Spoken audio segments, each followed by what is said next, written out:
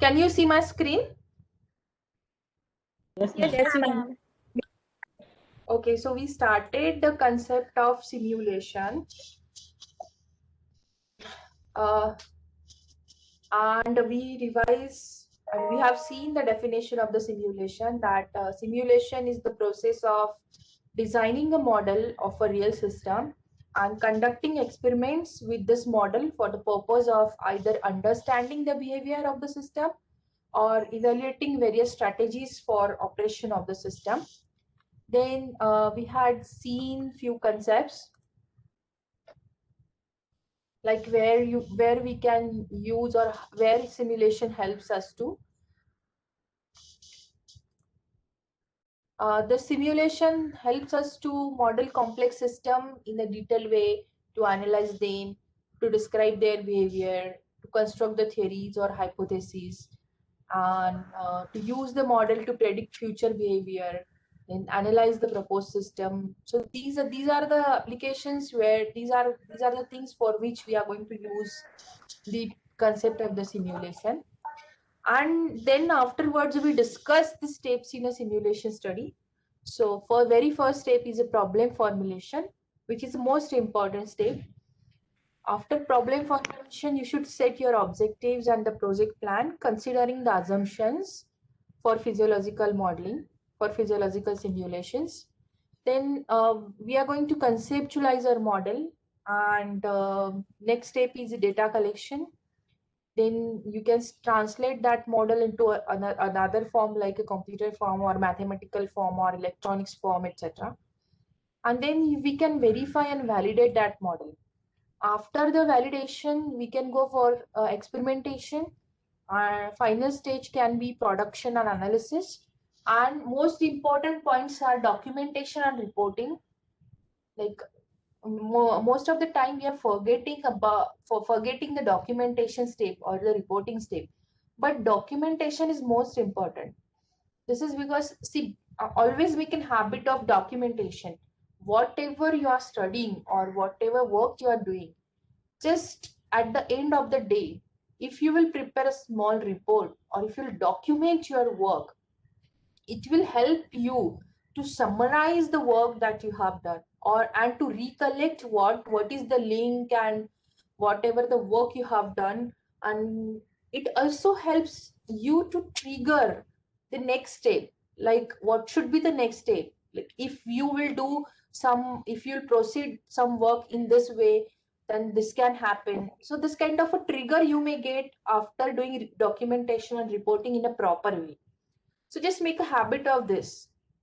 It's a very good habit, not only for this course, but it's you can make it as a lifelong learning. And the final stage is implementation. So these are the advantages. Simulation can be used to study existing system without disrupting the ongoing operations. The proposed system can be tested before the committing resources. It allows us to control time. It allows us to identify bottlenecks. It allows us to gain insights into which variables are most important to system performance. But disadvantages are model building is an art as well as it's a science. So the quality of analysis depends on the quality of the model and the skill of the modeler. So definitely your analysis or your next like a future prediction or analysis or whatever things you are going to do, whatever implementation you are going to do, it depends on the quality of the model. So that is biggest disadvantage. If model quality is not up to the mark, then obviously your system or final results will not be up to the mark. So simulation results are sometimes hard to interpret. Simulation analysis can be time consuming and expensive, should not be used when an analytical method would provide for quicker results. Sometimes it happens that there are analytical solutions which are available.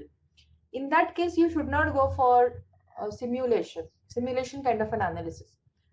Because analytical methods are quick and like they provide you quicker and more, faster results. So there are variety of types or the domains or the methods which are used for simulation. Here are few examples, only few examples I have listed, like emulation is one of them, Monte Carlo simulation is one of the method, trace driven and discrete events.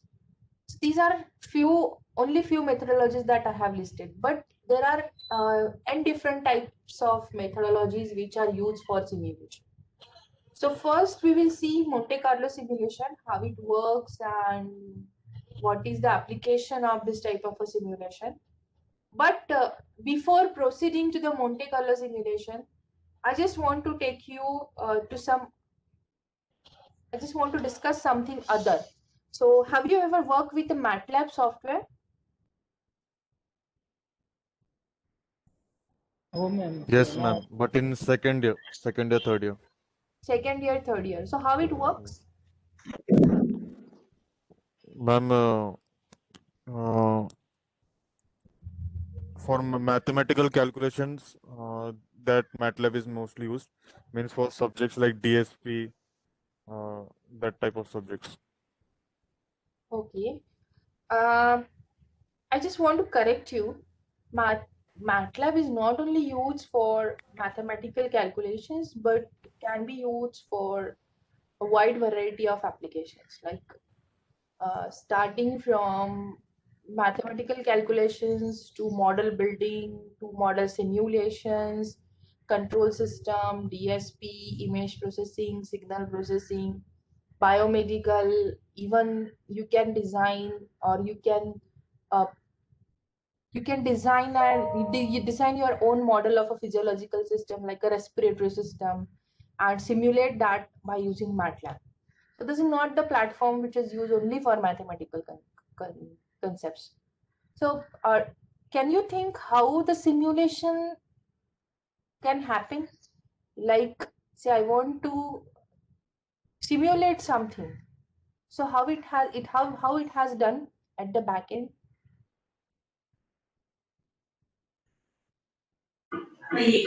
With mathematical equations? with mathematical equations? A simple mathematical equation can be solved, right? A solution you know how to solve, but think of one more complexity, one more step of the complexity, like you have differential equations, a set of differential equations, and you want to solve that set of differential equations. So how it can be done?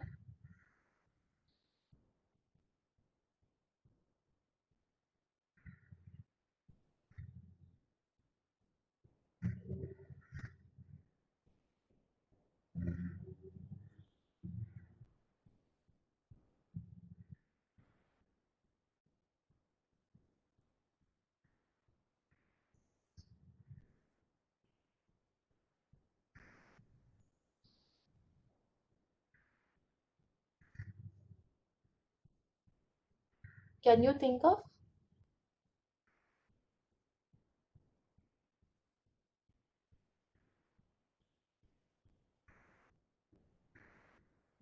Okay, so today you're going to find out the answer of this question.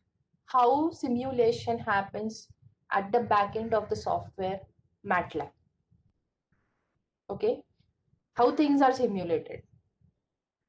Take small examples and then find out how it happens. So solution, finding the answer of this question will clear your concept of the simulation and the methods. It will also help you to explore the methods that are used. Okay, so tomorrow very first thing we are going to discuss is what are the methods and how this happens. Let us see our first method, that is Monte Carlo simulation. So basically simulation is nothing but we want to virtually execute the model, or the concept, whatever we have, we want to virtually execute it. For example, here on the slide you can see the red dot and the blue dot, something, right? So it's nothing but, with the simulation, we are trying to find out the value of the pi. You know the symbol pi? Value of the pi is 3.1416 something something, right? So we want to find out the value of the pi. To find out the value of the pi, circle is used. A unit circle is used. Okay. And random numbers are generated, right? And it's been checked whether that number, whether that points, I mean, ultimately, we are going to cover the whole area of the square. Okay. So random numbers are generated, and that numbers are nothing but these are the points of the cut, that points lies within the square. Okay. So only thing that has been found out here is whether that point lie within the circle or outside the circle. If that random point generated lies within the circle, it has been assigned a color red. And if lies out of the circle, it has been assigned a color blue. Okay, it's nothing but it's a simple classification problem.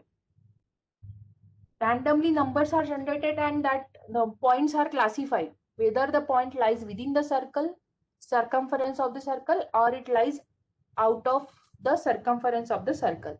So that's it. And accordingly the points are classified. Now if I want to find out the value of the pi, I know area of the circle is pi r square, correct? So this is a quarter circle. Area of the quarter circle is pi r square by 4. If area is nothing but, in this two-dimensional coordinate, area is nothing but summation of all these points. If I can do summation of all the red points, I'm getting an area, and from that area I'm calculating back the value of the pi. I'm getting a total area by summation of all these red points. Okay, and as this is a unit circle, here our radius is 1, correct? Here you can see the radius considered is 1. So in this case, I know radius and I'm calculating the area, and from that I'm calculating the value of the pi. So simple problem statement, finding out the value of the pi using the simulation. And this methodology, whatever methodology I have explained you, this methodology is called as a Monte Carlo simulation.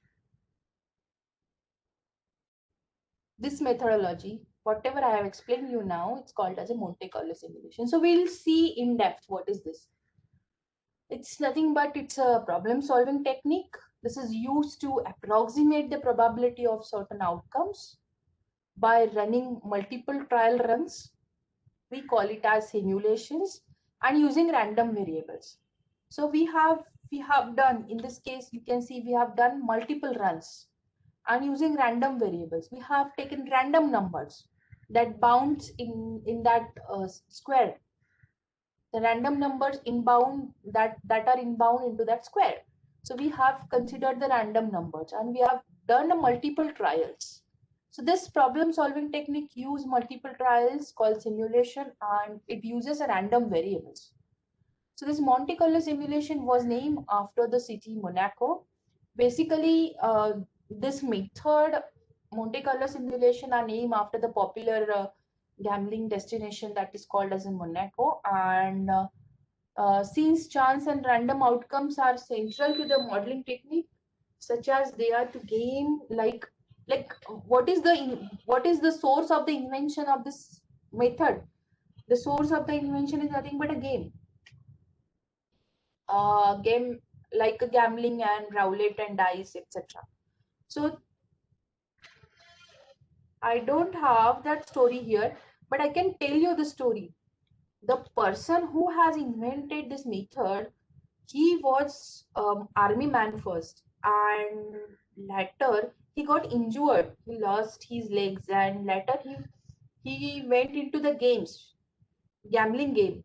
So he has developed this method. He has proposed this method and he has developed this method to cheat at that gambling games.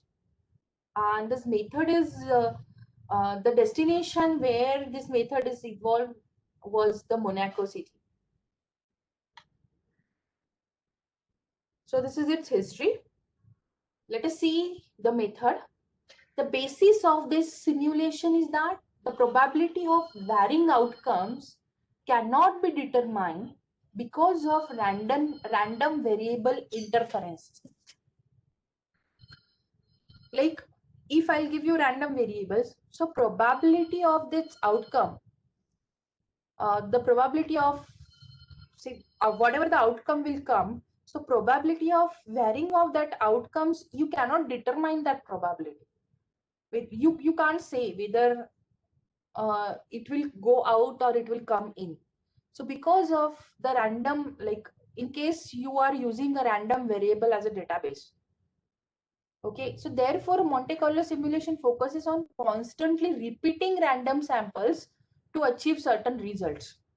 Like we have taken in this example also, we have taken a random variable set and we are repeating that random variable, so that the aim is the whole area is covered, approximately the whole area is covered, so that the proportion or the actual area we want to calculate, we can get that actual area just by summation. Okay, so that's why by repeating these random samples, we can achieve certain results. So Monte Carlo simulation takes the variable that has uncertainty and assign it a random value. The model is then run and result is provided. This process is repeated again and again while assigning the variable in question with many different values.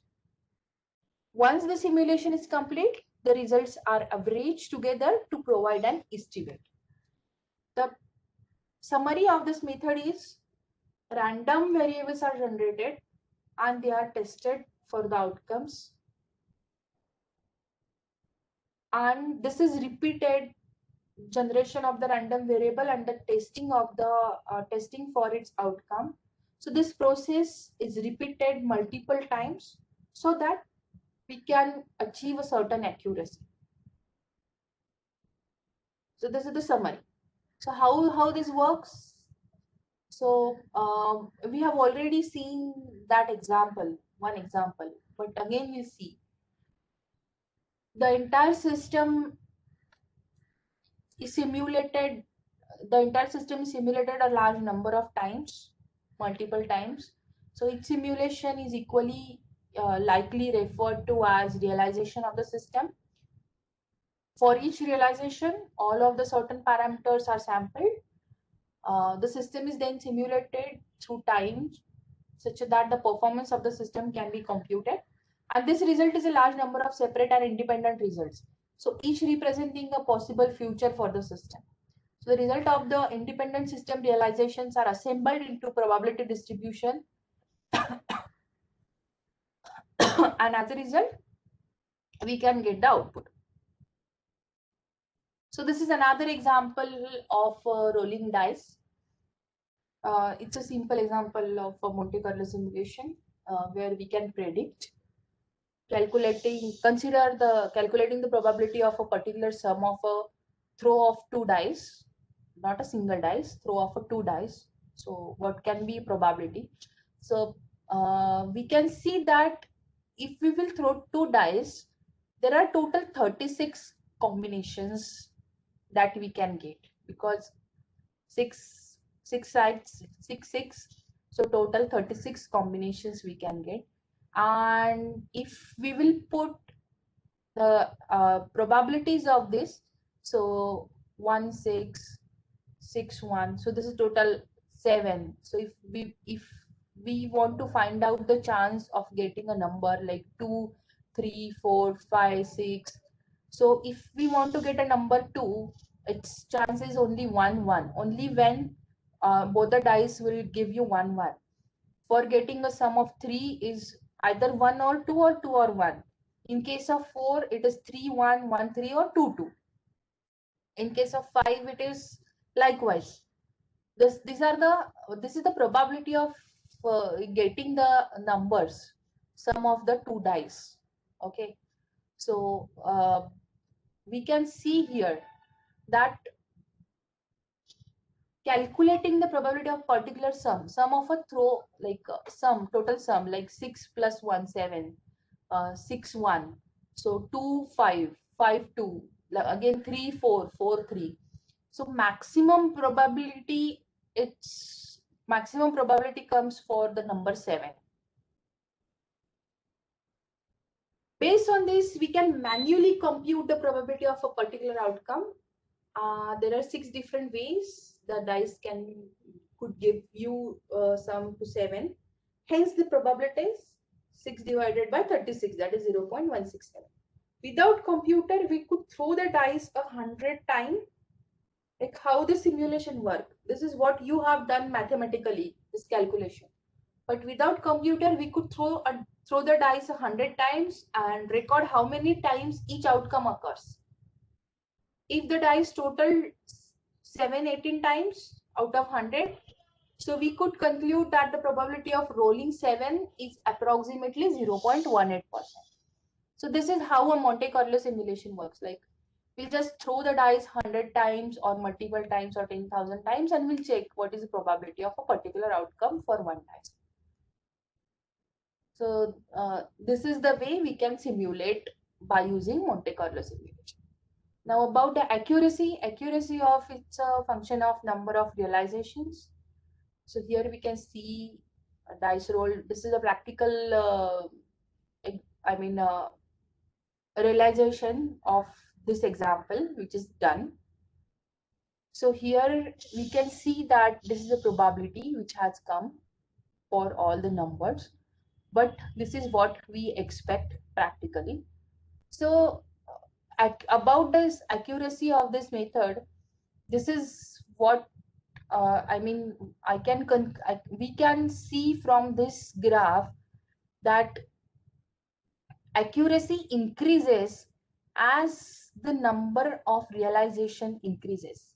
Okay, now you can see the first graph shows the graph for only 100 realizations, where the second graph shows the realization for 1000. The graph or distribution for 1000 realizations. So ideally we expect like this. As you are going to increase the number of realizations, number of repetitions, accuracy increases for this simulations. There is a direct relation between repetitions and accuracy.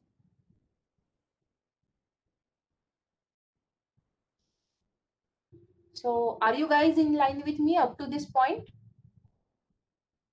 Yes, ma'am. Yes. Yes, ma'am. ma'am.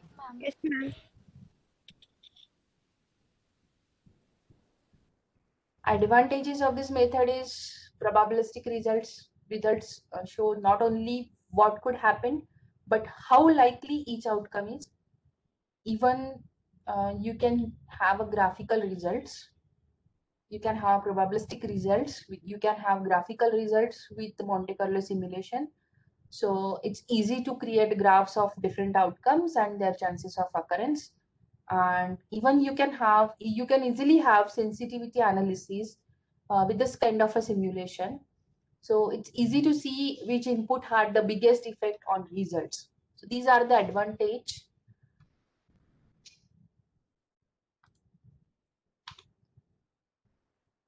Okay, I want to spare more time on the application. One application I want to discuss here for Monte Carlo simulation, it's nothing but population modeling. And population modeling for study of the pharmacokinetics. Anyways, at latter stage, once we know what is the pharmacokinetic modeling and how you can go, and then after that, I'm going to discuss this model in depth, how this model is done.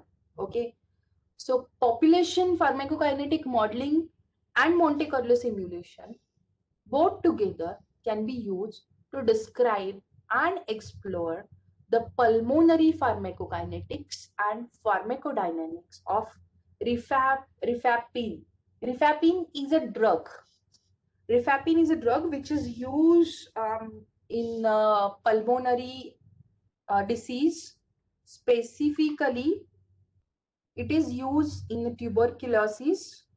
Okay, so to study its effect on curing, or we can say prognosis of the tuberculosis, to study its effect, this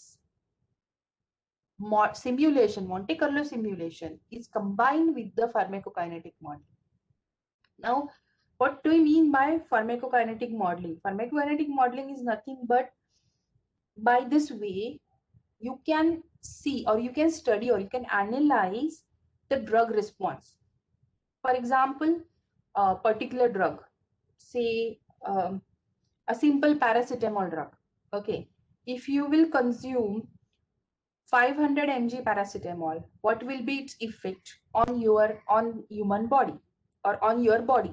So if you want to study that, if you want to analyze that, what will be the concentration of paracetamol drug after 30 minutes, after 45 minutes? So it all depends on your BMI, height, weight, age, and so all certain things, certain parameters. So this is the way to study its effect. What will be concentration, and what happens when that concentration achieves a certain level? It's called as that study is called as a pharmacodynamics. But kinetics gives you the drug concentration, how that drug goes from, say, if you have consumed that drug through oral way, then what happens, and after how much time it goes into blood, and what is the concentration inside the blood, after how much time it will go to certain part of your human body, and what is the concentration of that drug after certain time to the target organ. So this study, the study is called as a pharmacokinetic. So if we are going to study in depth how pharmacokinetic modeling is done, and how it is basically, I'll study, or in class we will discuss this pharmacokinetic modeling with a specific drug, and I'll show you, we'll derive equations and we'll simulate it, and then we will study this population modeling with Monte Carlo simulation. So in this case, basically, I'll give you a short overview. What is done in this model is, the model is developed and it is tested. A Monte Carlo simulation method is used. So how this method is used is, the model is tested with the actual data. Like the data or prognosis reports are collected from the patients, and then and it's like number, it has been repeated for number of patients, number of subjects, and then they have come to the analysis part. Okay, so then they can conclude that this is what is the effect and this is how it cures, or you can use this drug as a preventive measure for tuberculosis.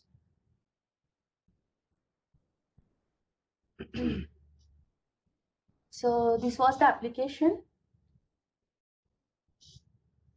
Is there any doubt up till this point? Are you in line with me? No doubt, ma'am. Yes. So what is your understanding? What is Monte Carlo simulation? Ritu, what is Monte Carlo simulation? I mean, can you just briefly explain the method? Ritu, are you there? Yes, ma'am. Yeah. Yes. Can you explain?